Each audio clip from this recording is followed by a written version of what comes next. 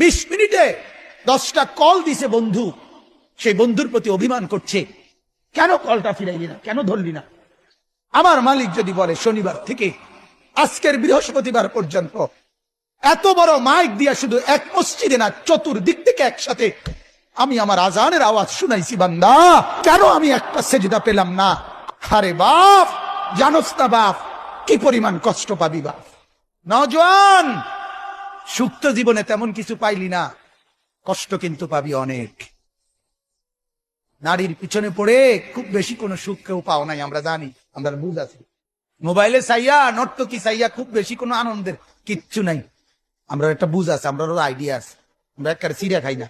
রং তামসায় খুব বেশি সুখ পাওয়া যায় না, বন্ধু বান্ধবের এই আড্ডায় খুব সুখ পাওয়া যায় না।